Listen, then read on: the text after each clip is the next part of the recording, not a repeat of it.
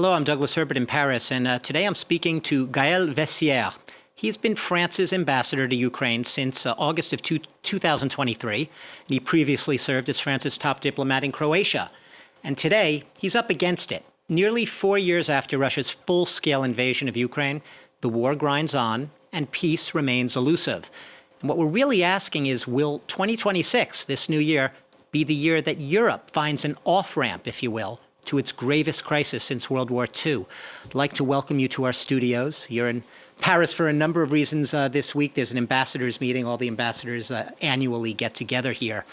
But before I get to your specific remit, Ukraine, I want to ask you, everyone's been following Venezuela this week. We've all been the aftermath of the capture by U.S. forces in a covert operation of Venezuela's president, Nicolas Maduro, whisking him off to the U.S. to face trial. Now, French President Emmanuel Macron said that he took note of it, and he said the Venezuelan people should rejoice in the end of a dictatorship. I'm curious, though, what you'd say to critics who argue that this is a gift to Vladimir Putin, in the sense that it is proof, maybe, that leaders can sometimes do what they want and what suits them, even if it flouts international norms and rules. Well, thank you. Thank you for having me. Well, seen through the Ukrainian crisis of Ukrainian war way, I would say that, first and foremost, the departure of Nicolas Maduro, which is obviously a good news for Venezuela and for everybody, is bad news for Vladimir Putin, because Venezuela has got very few friends internationally, but Russia was one of the main friends of Venezuela. So actually, the fact that it actually happened is not good for Russia. And actually, you can see through the statements they make that they are embarrassed, because at the same time they have to criticize this because they have to protect their former ally, and at the same time they are ill at ease because they don't want to be too harsh against President Trump while there are all these discussions about Ukraine. So they are a bit off balance, and definitely this is good.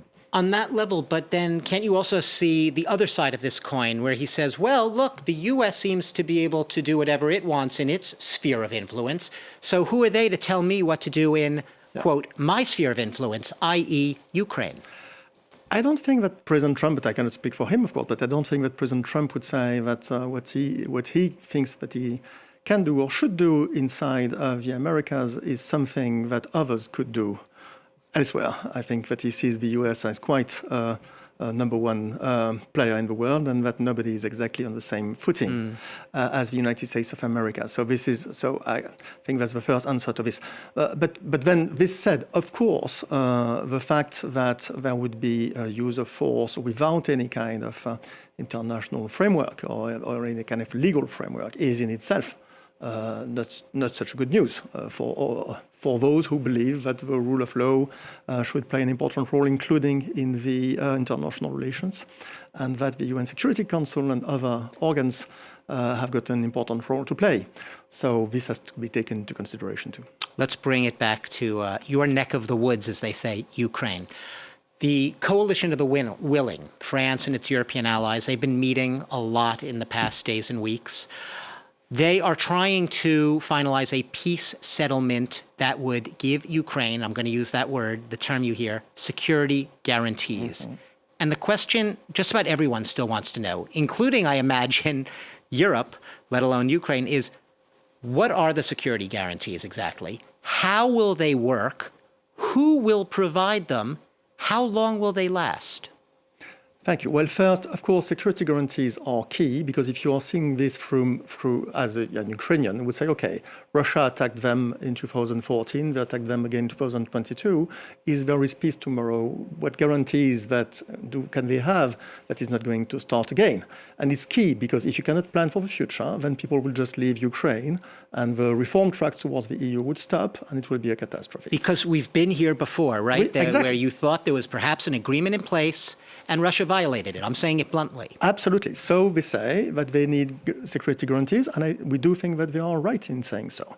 So there is a large group of countries, more than 30 countries actually, who work together on different kinds of security guarantees. The first security guarantee is to provide equipment and regeneration, as the military would say, capability for the Ukrainian army, because the first security guarantee of Ukraine would be its own army, obviously. But we have to help them, train, equip them, etc.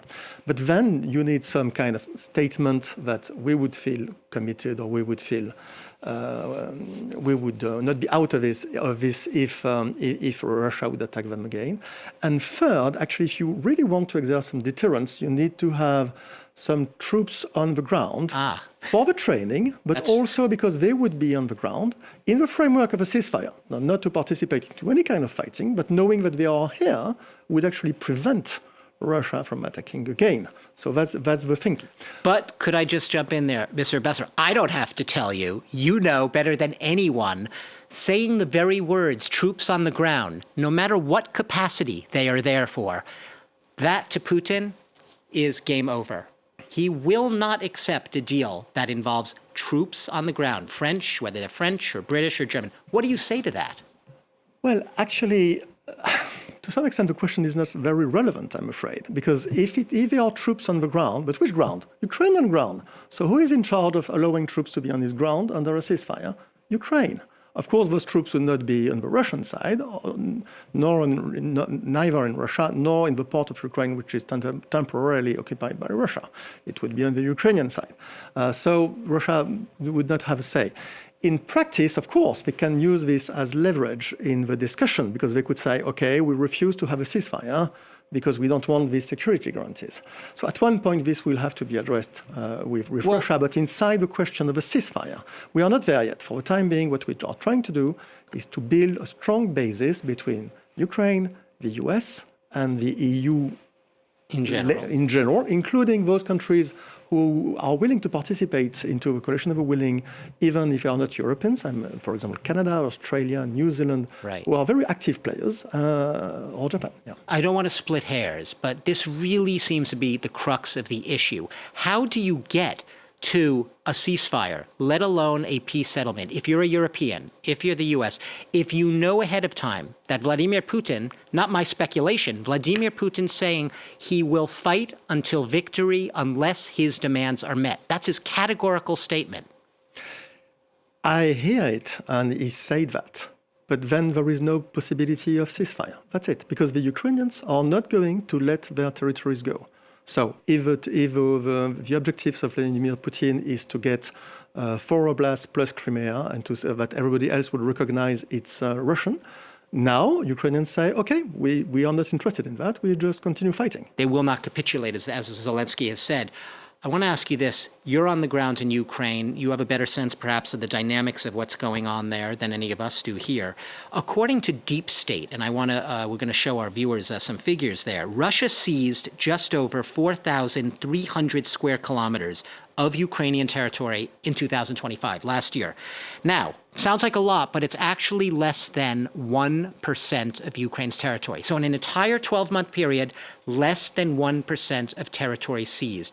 Does that figure seem to be accurate to you? And does the time play in Ukraine's favor? This figure is accurate. And actually what it tells us is that Russian people and authorities are very good into bringing disinformation and pushing their narrative, because their narrative is that Russia is winning militarily, Ukraine is losing. You are looking at the map, this is not what you see. What you see on the map is that Russia is pushing, that they are gaining a few kilometers every day, and that at the end of the day, it's 1% of the Ukrainian territory. For our viewers, I would recall that Ukraine is a bigger geographically country than France. So it's a huge country. So 1% of this, okay, that's some territory, but it's still 1%.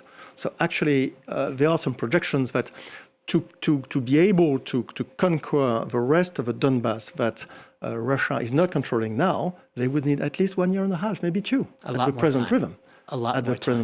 And of course, it's not linear, because they have very strong citadels like Kramatorsk, heavily fortified. So maybe it would be longer. They still don't control completely Pokrovsk since February 2024, actually. Despite saying they do. They do. The truth is that they certainly control 99% or 95% of the city, but there are still some Ukrainians fighting here, and they are extremely brave, actually. Yeah. As you know, Volodymyr Zelensky recently shook up his top entourage, his cabinet. He has a new top advisor to replace his previous one. He's a former military intelligence chief. Western world, we don't know that much about him. What are your impressions of him? Do you know him? Of course, I know him. He's a legend in Ukraine because of his military heroism acts. Actually, he's a hero for Ukrainians. He's a very discreet man, but he's got a very sharp sense of analysis.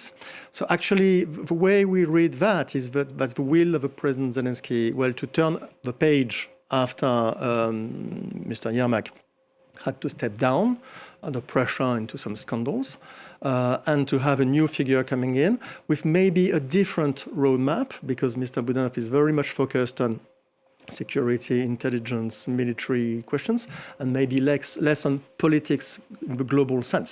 So it's actually a signal that the Ukrainians are continuing to fight, and that they are getting ready to continue to fight for as long as it takes. And perhaps someone who will be able to advise them on how to advance their drone technology even further and ramp up their military. Well, on this, President Zelensky just appointed Mr. Fedorov, who is a specialist of digital issues. He launched this great digital platform, DIA, and he was the creator of the army of drones in Ukraine as Minister of Defense. So it's exactly as you say, yes. Gaël Veyssière, we could go on and on. I wish we could, but we have run out of time. I'd like to thank you for being here at such a critical moment, a critical juncture. You're in a critical job. Don't have to remind our viewers. The Coalition of the Willing is trying to cobble together a peace plan that will perhaps, maybe, be acceptable to the Kremlin. Let's stay tuned, keep watching, and stay tuned to France 24, more news coming up.